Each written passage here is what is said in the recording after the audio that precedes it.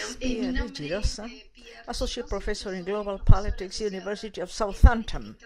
My specialization is in economy in Latin America, regional policies, and social development in South America. Good afternoon to you all. Thank you very much. And I would like to put the presentation in a framework about the tensions in economic regionalizations and the ambitions of inclusive and egalitarian democracy in the region, and the role of the international organizations. There is no theory on globalization. What the economists can offer is a conceptual framework, and this began in the 19th century. A country, according to them, a country only producing according to their comparative advantages will be better thanks to the commerce with other entities. Commercial liberalization promises benefits for all. Even if we accept that in the long term this is a valid promise, in the short term the reality is more complex and more difficult. Brexit, which in the United Kingdom has been approved, is a recent example about this, but I will be back to this topic. I would like to offer a description of globalization, at least to have a point of conceptual convergence and an analytical viewpoint to start with. By neoliberal globalization, we understand the current phase of the development of capitalism characterized by the interdependence between countries and markets in the productive and financial spheres. We will see then an increase of world trade since the 80s, more or less. Also, the growth of foreign investment and other financial flows, and a transformation of the technological basis which has rocketed these interdependence processes. This defines globalization, but it is defined because it has diversified and transformed this economic structure in many nations and also globally. There is an evident transformation in the social dimension and in the agreements among society and state in all the regions. This transformation has led to changes in the sovereign capacity, and this is a concept that I would like to stress during our discussion. The sovereign ability or capacity of the state to decide independently on policies, especially in monetary and tax policies. Globalization, we can see it in several dimensions. Economic, we mentioned the productive, the financial and the commercial dimension. There is an exchange,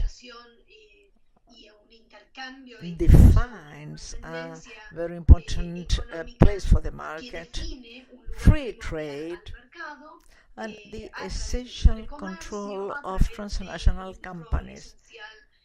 changes in the organization of labor. And of course, there is a centrality in global organizations, the World Bank, the Monetary Fund, and so on. In the area of politics, globalization has a world leadership of some guiding countries in global economy. This leadership, in relation to the global economy, they change, of course, they have changed. And now we have, for example, the role of China, also the Washington institutions, and the coordinates of trade and power that transform world leaderships. There is also a loss or limitation, restriction of sovereignty of the national states, and we also have new agreements, blocs, and regional markets, which in the literature it is considered as a medium globalization stage, because they reproduce more or less globalization in each space. Also, we have a change in the social structure. As we said before, there is agreement between the state and the civil society, and socially there are changes, and culturally there are very strong agreements too. And of course, all these dimensions, they needed scientific and technological changes and communication changes too. Many of the features of the global model at present, especially in Latin America, they adopt pro-market measure packages. For example, during the Reagan and Thatcher governments, administrations in the US and UK. These measures, as we know, have been characterized by privatization of services, reduction and commercial trade opening, regulation of the market, labor flexibility, and the reform of the state. Also has to do with the distribution of economic resources. The state was considered more or less in the 80s the enemy of the economy. The state was considered the enemy of the economy.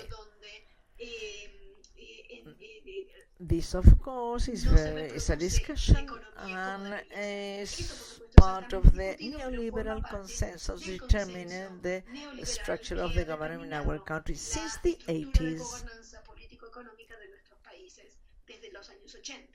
The effects of globalization are highly questionable. Globalization has created many problems for the peripheral countries in view of the increment of capital and also the transnational companies which have sought new platforms. We have seen in our countries growth dynamics. Many countries have benefited controlling inflation and resolve these debt situations. However, countries, especially the Latin American countries, according to the process of the neoliberal reform and opening of the markets, in terms of social impact, this has been very notorious. Poverty rates have grown, especially in the 90s, especially in late 90s. And this neoliberal strategy has been questioned in our countries. Precisely the questioning is the morality of liberalization in the economic area and neoliberal globalization. Before continuing, I would like to say that not all of peripheral countries have followed this model. China and the Southeastern Asia have adopted other strategies conducted by the states, maintaining the state as a leader and in its central role. However, most Latin American countries have followed an indiscriminated opening strategy, waiving selective policies and the central social role of the state as an arbitrator of the demands of the market economy. Notwithstanding some behaviors, positive behaviors, the social impact has been severe, very severe. This is mainly explained and understood from viewpoint of the role of the state as the distributor of resources. The state isn't that anymore. It's not any longer a space as an arbitrator between the market and civil society. There is a tension between the state and the society, and the market starts to have a fundamental role, and the strengthening of the market with more entrepreneurial autonomy, taking economic decisions which have affected the labor market and the salary market, creating weakened social structure also in the area of social security. This takes us to the argument that I would like to establish as the first one in this presentation. The argument is based on the work of an economist, Daniel Robic, which in 2011 he says, social tensions and political tensions emerge from the contradiction entre the purposes of the stability of the governments, the states on one side, and the pressures of the economy and globalization. The negative impacts of globalizations affect all the countries, developed economies as well as the developing ones. Developed economies, we also see that some segments with lower qualification have very few possibilities to adapt to the new changes. As a product of the fragmentation of the productive processes and the appearance of market agents like China and other Asian economies. On top of that, the technological intensity and unstabilized forces. Economies have developed since 2007. They have suffered these effects of globalization. In the political arena, to the extent that the political elites are aligned with economic elites, there is a growing separation between the elites and significant part of the voters. So there are reactions polarizing the political topics. This is fundamental to understand why Trump was elected. Because in the last elections, the same with Marine Le Pen, and the same happened in England.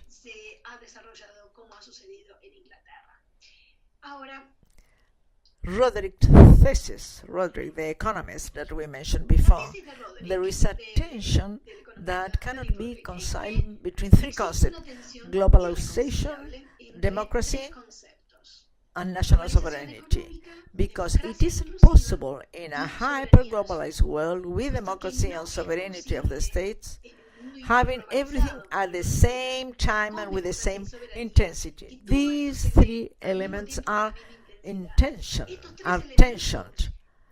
It's like three great balls that we see on the picture, on the slide. You cannot take them at the same time.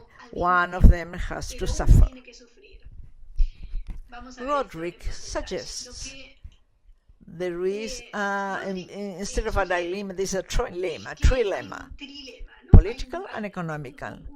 We may wish to have globalization plus political democracy, but sovereignty will suffer.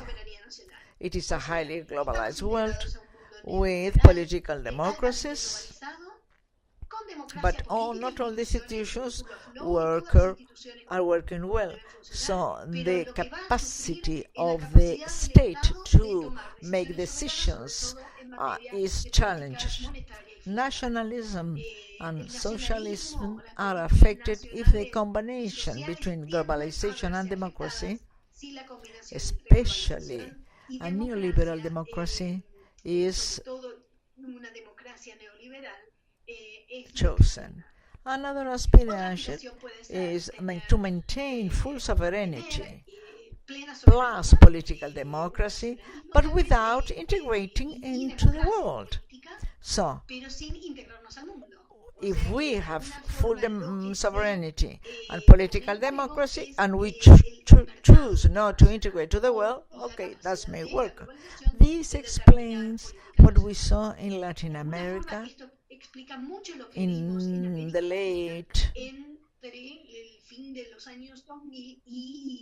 late years, perhaps until 2010, perhaps 5 years ago.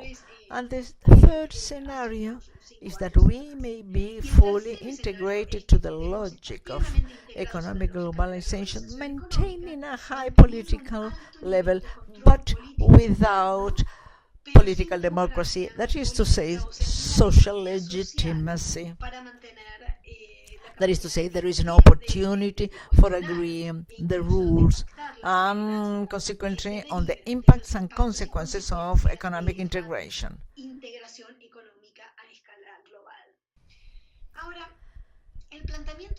Roderick, in the theoretical area, is highly suggestive. It is helpful for explaining this process of integration in the global scale, and who are the winners and the losers, and also the limitations of the national policies for other states to continue improving their social policies. It is interesting, we see that in Brexit, because this is not exclusive of Latin American countries. We saw it in Brexit. In Brexit, we are not discussing the morality of the neoliberal model.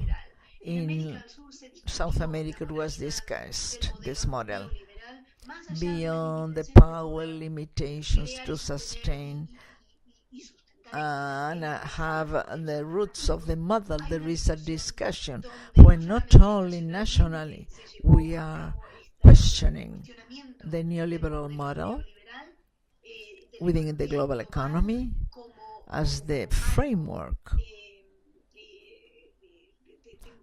for a political model, but the morality of it. And for these, regional organizations were very, very important. In Latin America, I wanted to highlight that what happened in England with the Brexit, they questions several integration fundamental premises understood of free mobility of workers, migrations, and the authority of supranational authorities. This was questioned during the Brexit. Coming back to the limits of globalization, in Latin America, throughout the economic history, our countries have had recurrent cycles with high growth, and then the growth stopped because the national economies participate in the international markets. Latin American countries, they have had expansive policies in times of improving exchanges or access to foreign funding, as in the 70s and 90s, but with a drastic reversion when international conditions changed.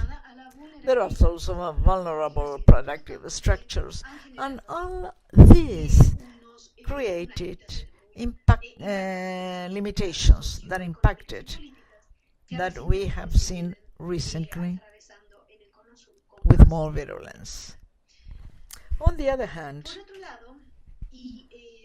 and before speaking about regional organizations, I would like to highlight a CEPAL report where globalization is discussed, showing that it came by the hand of some production and consumption standards which are not sustainable in our region. This is also to the political and economic trilemma, which is challenging also to see how our countries are linked to global economy in the neoliberal model. This has to be discussed by the politicians if we take into consideration the Millennium Goals and the need to reduce inequalities, which is very severe in our countries. These challenges, though, cannot be taken individually. In this regard, I would like to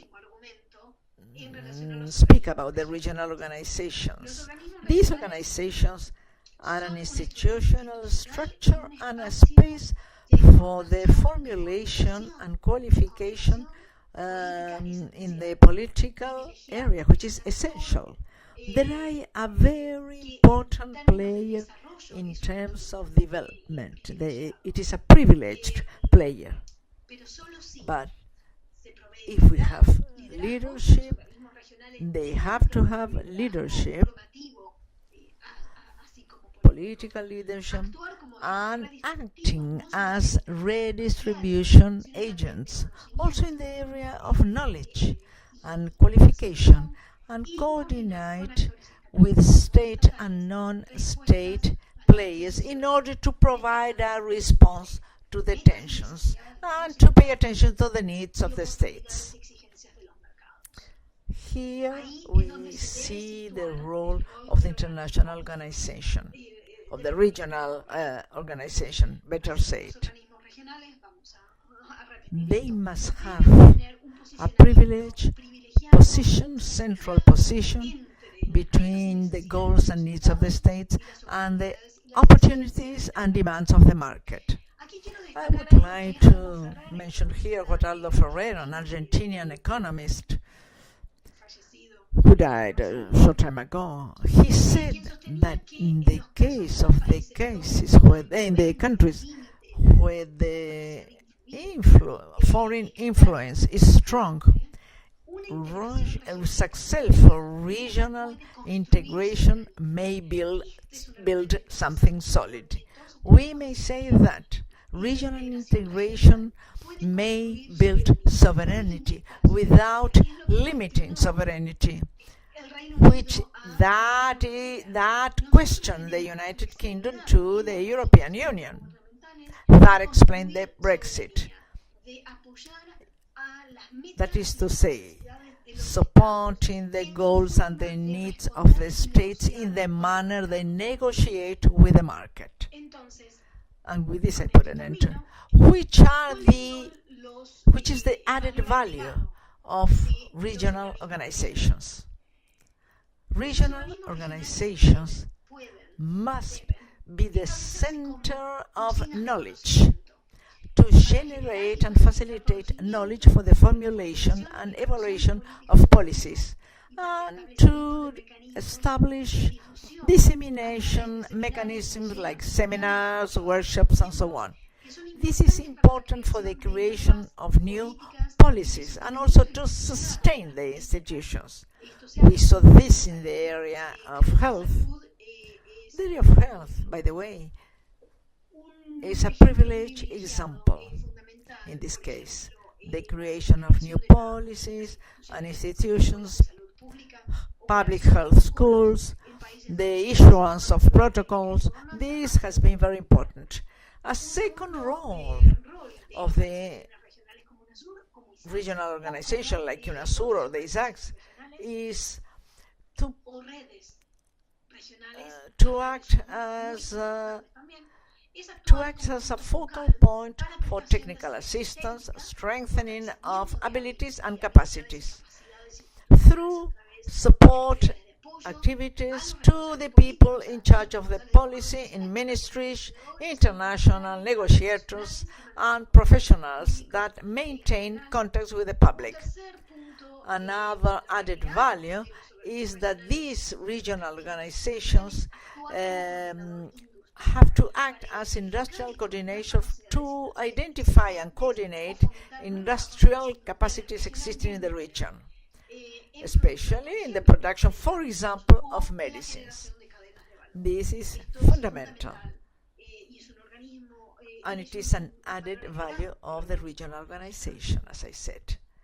Also, these organizations may provide regional and world leadership in the framework of norms, stimulating, encouraging practice in the member countries, and showing the position of the countries in the world spheres, in the definition of objectives, and also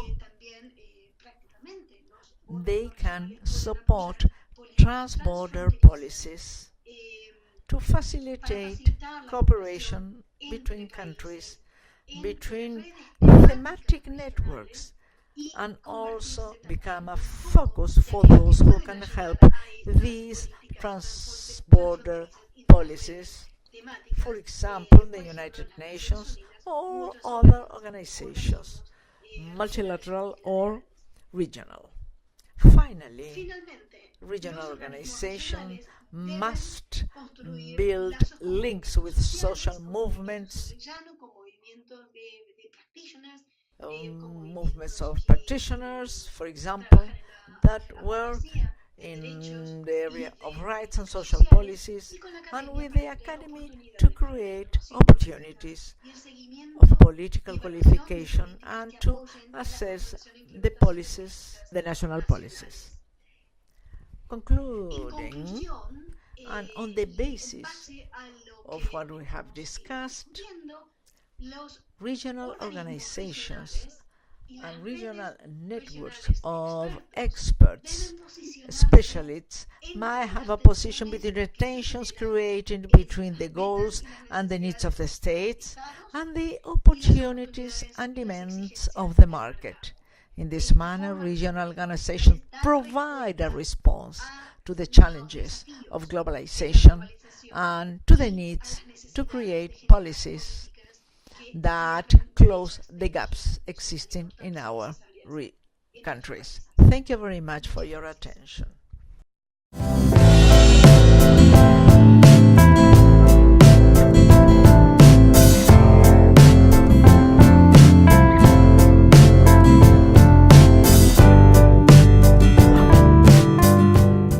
Bueno, antes que nada, muy buenos días a todos y a todas. Muchas gracias por... Good morning to you all. Thank you very much for the invitation to participate in this course on diplomacy of health in the South American context, which is being organized by the ISACs. and which I think it's a very important and relevant initiative. I am Maria Belén Herrero, a researcher of the CONICET. I am also researching in the area of international relations in FLACSO-Argentina and coordinating of the working group of FLACSO on health sovereignty, and I work on topics related to regional integrations, populations, social integration of health. I have a PhD in social sciences, so also in the field of epidemiology and public consultation, and these are areas in which I develop my work as a researcher. In this class on international population, what we try to do is to have an approximation to which we consider international cooperation, the different arrangements, and the relevance of cooperation south and regional integrations. Within the area of international health, cooperation is necessary, and we have to know the concepts that have interests, values, approaches, and perspectives, and from them derive more concrete interventions. Basically, we try to solve these political and symbolic and epistemological disputes in the public policies. If we have to make a first presentation on the concepts of international cooperation, it hasn't been very much explored, and in general it is very marked by traditional thinking currents. They are not static concepts to call international cooperation, which is the broad practice in the different levels and scales, promoting knowledge flows. That means to say that all the definitions accompany the different historical moments and the changes and perspective in the international scene. Anyway, we may start trying to understand foreign policy as the policy which of a nation in relationship with other nations, in order to achieve national purposes in relation with all the players in the international system. And the international relations, this academic discipline, is part of the political science and studies the relations between the states in the international arena. In order to make a first approximation to the concept of international cooperation, we may say that this refers to a process and an instrument as a tool of the states to build their capacities, individually and collectively, through the exchange of knowledge, abilities, resources, technology that may also be intermediated by international organizations. In this regard, cooperation has been formulated to promote the development but also to achieve the goals or geopolitical goals that a country may have. And in this regards, the forms, channels, bridges, and the players that participate in this process have been adapting to the international situation, and as we see in the area of health, it is a very complex scenery and which is expanding with a multiplicity of players.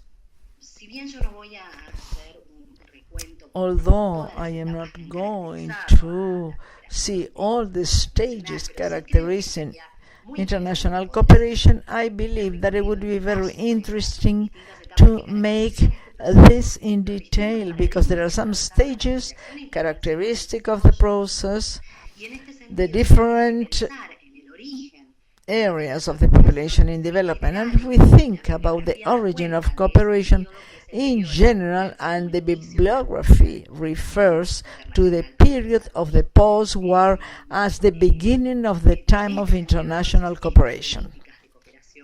In this regard, these policies will be promoted during the post-war, the middle of the 20th century, by the United States in order to reconstruct Europe in 1948 after the war.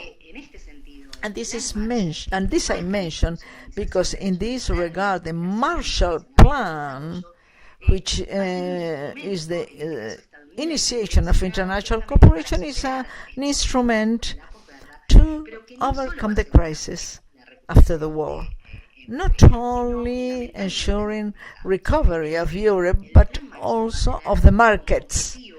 The Marshall Plan, the goal of the Marshall Plan, and we have to be thinking the context, is to strengthen the capitalist bloc in a scenario in the middle of an ideological and political fight between the US and Russia.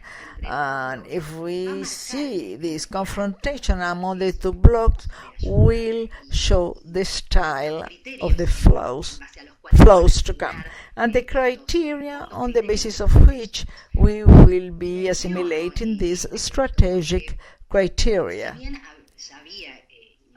I mention this because although in the area of health there were other multilateral institutions, let's also think that the Rockefeller Foundation, a great part of the resources available in this period will come from bilateral relationships. The USA will become the largest donor because they are they have their interest in developing countries for questions of national security, and in order to they ensure hegemony and the presence in the agenda. So this is important to take this into consideration, because this will mark future international cooperation and the main features that it will have. In this regard, and to this moment, cooperation and extent at the search of association among countries with specific purposes and with several interests, and the help understood as technical assistance from the richest countries or more developed countries to the poorer countries or developing countries with certain criteria. When we refer to international cooperation or assistance, they will have different meanings, and these meanings will give rise to international cooperation for development, understood as the official help for the development of policies and loans from credit institutions. Here I would like to mention an aspect which I think it is very interesting to bear in mind, which is on one side, after a group of countries and members will have a commitment which is provide part of their GNDP to official assistance to development. At the beginning of the 21st century, this amount was not enough. But also, on the other part of it, many times this official help is a two-bladed weapon, not because it is not necessary. These funds are not necessary, but because I believe that it is not only increasing funds, but thinking and normatize what should be considered as an official assistance and the priority to give an answer to the real needs of receiving countries, when many times it gives a response to the interests of the central countries. This is precisely what will be discussed and will cross the discussion of the different arrangements for international cooperation and the principle and characteristics they will adopt. In this regard, there will be different kinds of cooperations according to the levels, manners, nature of the funds provided.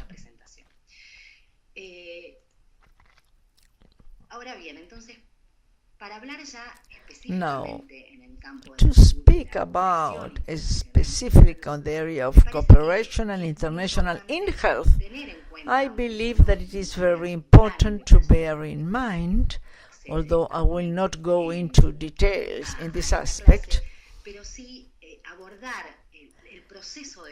to address the process of conformation of international health field and how health became an international matter, which is very important in the agenda of foreign policy.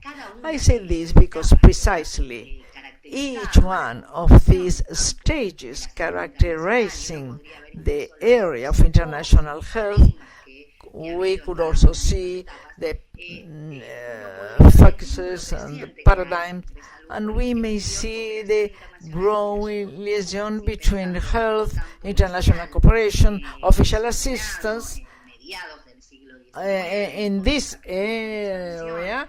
In the middle of the 90s, with capitalism in expansion, we could see all these, and the need to establishing health measures to be able to go further in the economic model with epidemics affecting large sectors of the populations. From the first health conferences, the first organizations, at the beginning of the 20th century, the PAHO,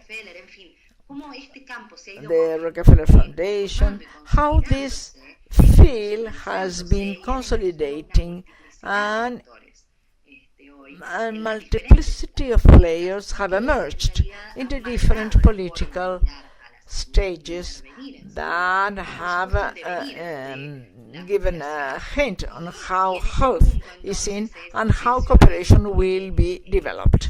In this regard, I mention this because we have a scenario which is very complex, with a large number of players in different levels, national, regional. Although we cannot see all these relations of powers and the relative weight in each historical time, but it is very graphic to see the magnitude of health in this agenda. And in this regard, in order to make a summary, health has been achieving in these last decades a very important place in international relations, and they also have a key role in foreign policy, with an increase of the financings and funding flows for emergencies, new players, as I said, and this will indicate that the place of health in the international cooperation agenda is dynamic, historical, and always expanding, giving a response to the international dynamics. And the improvements in health will depend on the process of globalization process, in which international cooperation and the strategies are relevant, and how the system will behave in the future. I would like to mention here, as we saw before and as we will see in the second part, that although this process, globalization process, seems to challenge the distinction between national and international affairs, it is important to discuss the role of states, because the role of states continues to be the fundamental stone in all this. And in the framework of the course, we also have to discuss health from an international viewpoint. International cooperation, which is prior to international cooperation to development, but together with these dynamics, world dynamics, approaches on cooperation in health will be accompanying all the thoughts in the area of development. And in this aspect, and also to see the different kinds of arrangements that we have international cooperation, we may refer to traditional cooperations, and I mentioned some aspects of that as the cooperation in which countries, rich countries or developed countries, are helping developing countries or poor countries, depending on each stage and situation. But basically, all these flows that come from the different institutions, public and private, with the aim of assisting the development of health in poorer countries, low-income countries. In this slide, I would like to show you precisely the scenario, which is very clear. In the upper part, you have the assistance for development, the ones who offer at the top, and the receivers below. But I think it is very graph to see where these flows come and to where they go, and also to see which are the interests that are mobilized by this type of assistance. Although we may question in this process and in this globalized world the weight of players, we may see that they have a very important influence, which determine the foreign policy in a clear relationship between those who offer and those who receive. And it's the north-south aspect, defining on the policies and destination of funds. Small groups of some governments decide on this, and also there are private and public alliances, and the role as regards the increase of players, transnational players, favoring this type of cooperation when one group is concentrating resources, and in general these actions, and those who question that kind of cooperation because it doesn't focus the building of national capacity, of the strengthening of the systems of health in the countries, but tends to create vertical structures and to see groups of diseases or certain topics which are more specific. This international assistance reflects geopolitical relations and reproduces the imbalances of power and resources. This is what I want to show you, which is precisely what I said before, the origin, the sources of assistance. In blue, we may see the weight of states, and throughout the years, they have proportionally increased their role together with other players that in the last years have acquired a very important role and a very important weight in the area of donors of this cooperation, as I said before. And here what we see is what are the channels with the resources in which they circulate the resources, and we see the weight in red of the bilateral agencies which are maintained by the richest nations. And finally, at the end of the circuit, the role of the resources and where they go to, and the regions in each case that receive those resources. It is very interesting because if we may see this scheme in detail by region, we may see how, the variations of the origins of the sources of funding, where they go, and how they vary according to the region they plan to assist. And this map is interesting because it's the geopolitical map of cooperation. Of course, we have to mention in this sense another topic, which is the South-South cooperation. As refers South-South cooperation, it has been growing in the last years, and I'm not going to mention in detail some of the key facts in this type of cooperation, South-South, and all the progress and drawbacks it has experienced. We may think that the origin was in the Bantam Conference in order to have articulation within developing countries.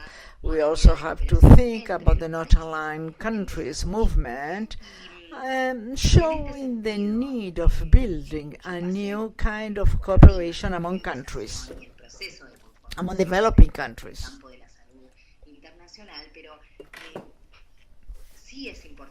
In this regard, in this process, regarding the area of international health, it is important to mention, in order to contextualize South-South cooperation, it will experience a drawback in the Cold War times, when one of the superpower triumphs, and this will end up in the neoliberal policies in our region, in which we have new players, the World Bank, not as for giving loans, but also with a very important role in the area of health, and will say how and when to intervene. There was a very interesting discussion before that within the framework of this conflict. There were two opposite models in health and how to intervene in the area of health. And we have the main basis and features that South-South cooperation will have. Taken to our times, it is in the center of the debate, which is more crucial, this model, again, of official assistance to develop and the type of North-South cooperation, basing in the imposition of the agendas, of the central agendas. In this scenario, in Latin America and the Caribbean, in view of the need, we have to think in the first years of the 2000 or the 21st century, in the need to recover the role of states and the impact of neoliberal policies, we start to look for strategies and alternatives to stop receiving their cooperation of the North and start being cooperative. And we have new creative solutions on how to have South-South cooperation. So this type of cooperation grows approximately 63% between 2006 and 2008. So there is a new redimension of cooperation, having new forms of cooperation. Some of the authors specify the facts that favor the emergence of these new models of cooperations, and the discussion of these models, the increase of the players, the reduction in financial resources, and also the ODM reorientate the assistance to other countries. The priorities change, and also the criteria to operate this help. And there is a dynamic movement of economies. In this context, the countries in our region, especially in view of the reduction of the flows and the need to recover the role of states in a scenario with a double charge of diseases, the increase of inequalities in the region, fragmented health systems, all these scenarios calls for starting new mechanisms and the need of new cooperation mechanisms and tools for these developing countries. Here we have a definition which is more general in terms of South-South cooperation, trying to seek reciprocity on the basis of some of the fundamental principles: mutual respect, sovereignty, non-aggression, equality, mutual benefits, pacific coexistence. These principles will be the basis of cooperations in more horizontal and direct cooperation. Because these countries have common countries and they think about joint strategies. In this regard, and coming back to the more traditional cooperation that has a purpose of maintaining or reproducing form of intervention, unilateral intervention focusing specific diseases. Cooperation South-South, on the other hand, tries to address health from other viewpoints, promoting a horizontal cooperation scheme. We have to think in different actions in the area of social determinants of health. And in fact, they propose a different logic, not from a traditional viewpoint of agencies and donors, which many countries in the region question, continue talking about donors and receivers when there is another logic at the present time. And this I mentioned at the beginning of presentations on the importance of revisiting some concepts that have these disputes in them. And in this regard,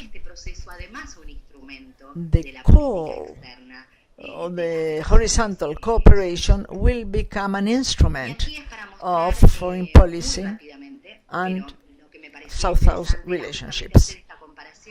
This is to show you in this traditional cooperation slide, to make the comparison between the orientation of traditional cooperation in health, as we see on this right, there is a logic according to specific problems of diseases, and therefore those who question these approaches, they say that these happens, notwithstanding that health is a complex problem, the causes are behind these problems and manifestations. That means to say those diseases will be the manifestations, because what is behind below that? The lack of equality that affects all the process of health and disease in our countries. In terms of the situation of health, it is interesting to think many times in this gap that exists between the actions from this type of health and the real needs that we experience in our regions and the systems of health. And although we do not have to deny the assistance and the help for the structure of our states of these funds, as I said before at the beginning of the presentation, the question is, are these focused actions resolving the problems and debating the structural problems that our nations have, and if there is an impact, and also on the systems of health, understanding health as a right, as a universal right. And here precisely the main questions appear, which refer to these actions, because they cannot contribute to improve institutional capacities of the states that receive those funds, in order to discuss these structural problems. Many times when funds are reduced, the impact on is great, and there is a challenge here from our countries. In general, the mechanisms for monitoring other actions in health which are necessary in the long term, because there are structural problems, and also to think in sustained interventions in the long term to transform the situation of health and the health systems in view of the needs, real needs. And this is very interesting in this graph, where you can see the lines and actions for South-South cooperation, and we may see in this regard, this is one of the last reports on South-South cooperation from CEGIP. All the countries have been receiving, even the more active ones, but this shows our logic of cooperation, and also the categories differ. Lines of action differs from the traditional ones. If we see the main categories in the projects of South-South cooperation, they take into consideration social determinants and the health systems. That means to say there is an exchange of good practices in the systems and services and experiences for the promotion of health. In fact, communicable disease are one of the lower activities. Excuse me, she says. She's changing the slides. And finally, very quickly, a third type of cooperation, which is South-South triangular cooperation, in which we see when countries and international organizations of the UN start offering resources for South-South cooperation. From two or more developing countries, there is a third player, which can be a multilateral organization or a developed country. What I wanted to mention also is that this has increased in the year 2000 with the advancement of South-South cooperation vis-a-vis higher interest of traditional donors in this kind of cooperation. And although this type of cooperation, triangular, may respond to a need to reinforce bilateral relations and also the withdrawal of bilateral assistance, as I said before, because also the receiving country is not subject to the conditions that an only donor may impose. That means to say, the concrete thing is that this triangle cooperation is creating other types of associations. Even when the volume of the help is small, and the question here is, how is it that we can have qualitative changes contributing to the promotion of more horizontal cooperation models without the system of international cooperation? In order to make a summary, a cooperation more north-south, which tend to displace the state as the main player and favoring other sectors like private sector and philanthropic foundations, and many times with the transfer of technology, and the South-South cooperation, on the other hand, having horizontal principles, mutual benefit based on sovereignty, and with a focus and approach taking into consideration social determinants and the need to strengthen capacities. The question here is how to go forward in this cooperation agenda beyond these two logics that are present in this scenario. How can we go further in strategies and tools to respond to the needs, to the real needs, based on the capacities of our players and the states in our region? For that reason, as the last topic, we have to mention at the regional level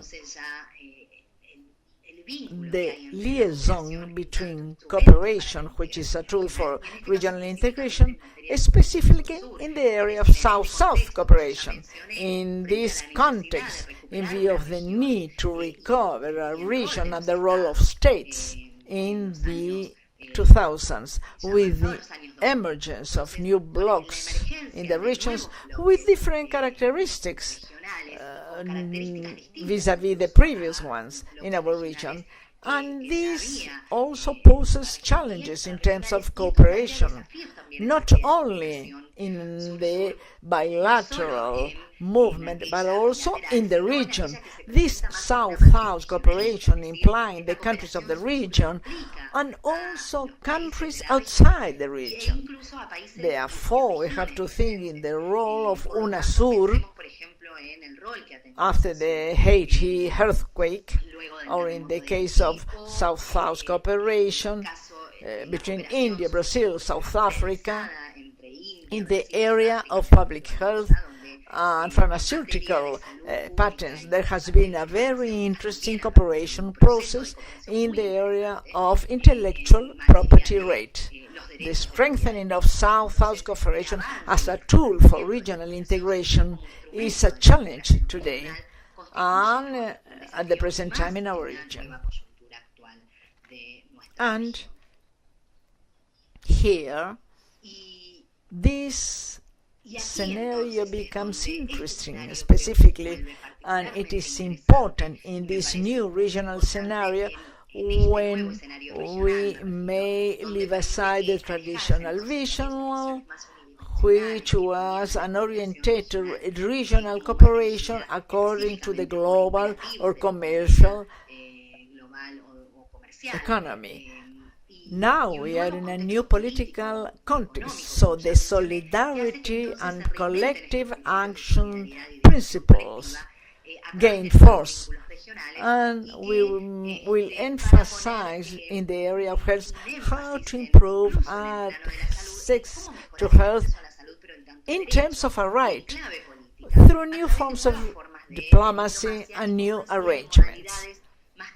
And therefore, in this aspect, one cannot forget thinking about UNASUR as one of the more innovative experiences in the area of South-South cooperation to recover through the strategic lines, the basis of horizontal cooperation around the principle of solidarity and sovereignty. We may think in the political, social, and economic context of organizations, its principles, the Health Council as one of the modern, most dynamic ones, the role of health, of the motor of social policies in this time in the region, national and regional cooperation projects,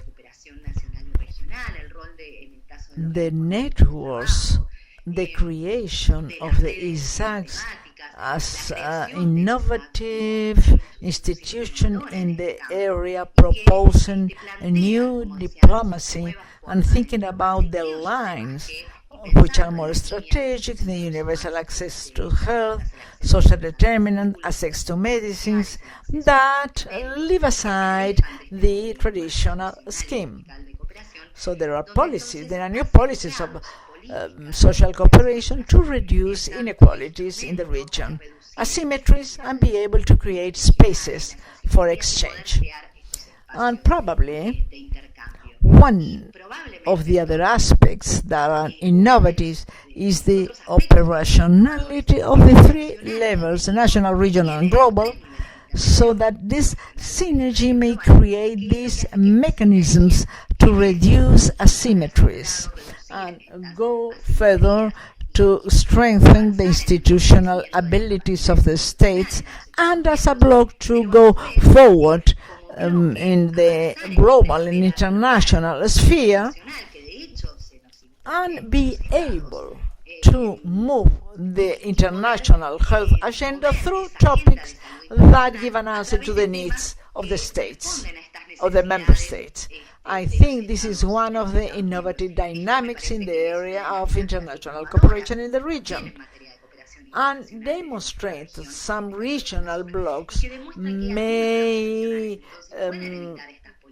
avoid these policies of unilateral transfer, changing the rules of the game and becoming influence players. Finally, and very briefly, just to mention, I spoke about the case of UNASUR in the area of South cooperation and regional integration, the example of the action in the case of Haiti after the earthquake. And I think it is interesting because in this scenario, at that time, all the logics of cooperation came together in a very interesting manner. And I believe that this deserves an analysis on the impact of the logic of cooperation during that specific earthquake in that country.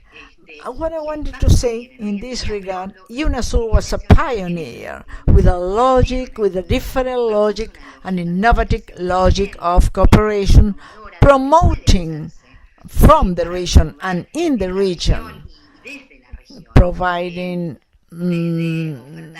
strategic framework, a close follow-up work, technical, financial resources within a co-management and respect for the health sovereignty of Haiti.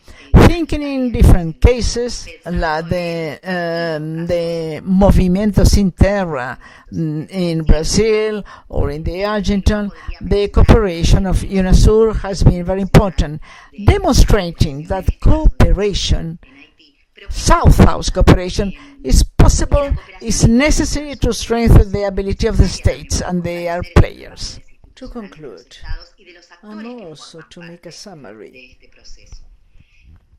and posing a question within a context in the first time where the Latin American countries saw the need to coordinate integration mechanisms and of regional cooperation going forward in the search of a South American identity, especially through the lens of health. And in taking into consideration the present times in the region and a very complex scenario, how is it that we refer to cooperation? How is it that we speak about health sovereignty and how to think international health in the area of collective health with all the background information we have in the region and how to advance in the international solution, revisiting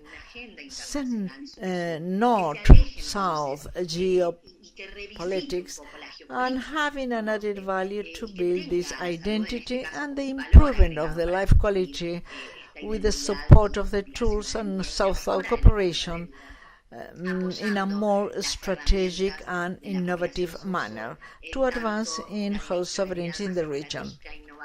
Here you see the bibliography that I've been using in the presentation, suggested, and I thank you very much for your attention, and we go further. Thank you very much.